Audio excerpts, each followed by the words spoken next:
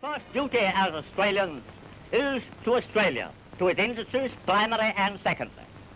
But our next duty is to Britain, upon whose strength and power our safety and progress depend. There are one or two things out of a long and fairly varied experience I would like to say to you.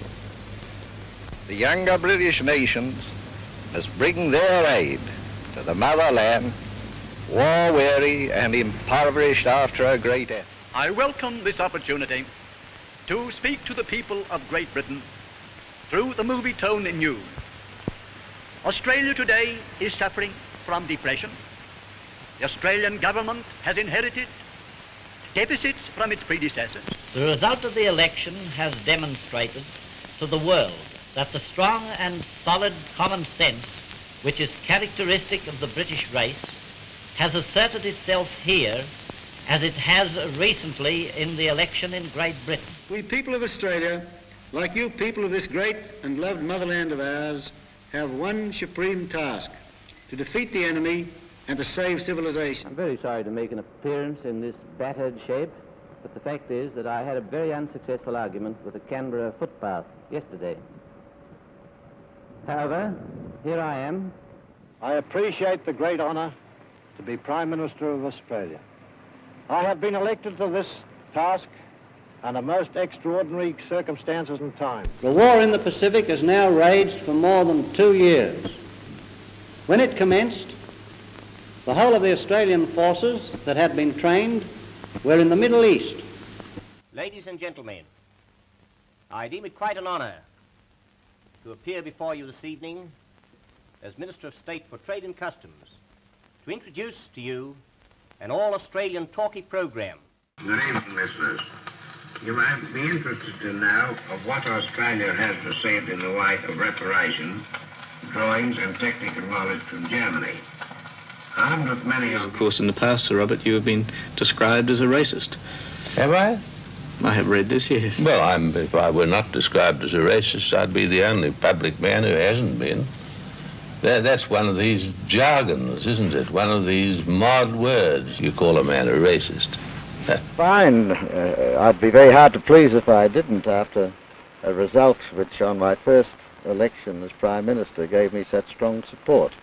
I'm very gratified that there should have been this endorsement of our policies, and I'm grateful to the Australian people for this opportunity. No, gentlemen, while there remains a vestige of hope that Mr. Hawke may be found safe, that is the only thought in my mind, and beyond that I have no comment to make. Well, they're many and varied, but I have a prepared formal statement which I think perhaps I could read, because that would put in short compass the general impressions that I have. It's a strange thing, but I'm not... Everyone seems to think I'm a person of tremendous ambitions. I don't think I am. I'm a tremendous worker. Well, may we say, God save the Queen, because nothing will save the Governor-General. The proclamation which you have just heard read by the Governor-General's official secretary, countersigned Malcolm Fraser. Ladies and gentlemen, 5 years ago, we committed Australia to a new sense of direction and national purpose. We have fulfilled that commitment.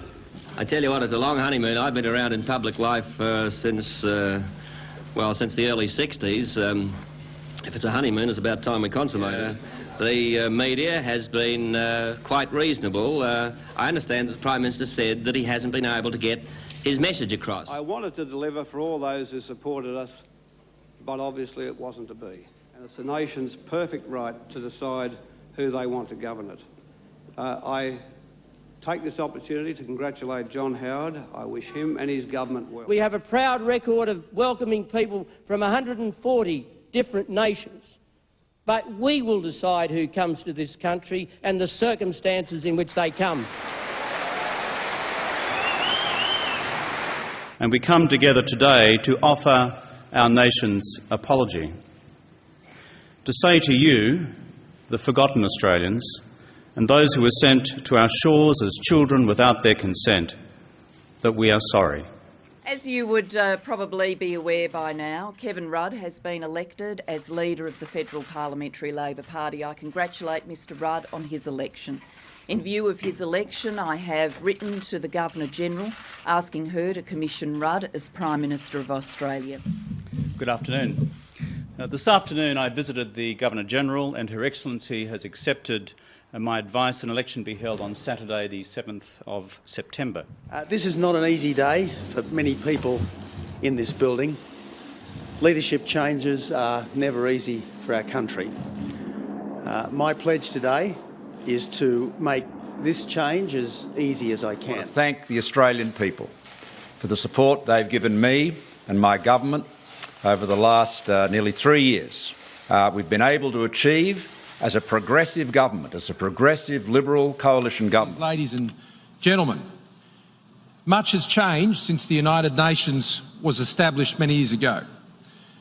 Australia was there in the beginning, and we are here today because we continue to believe that differences can be resolved through dialogue and mutual respect.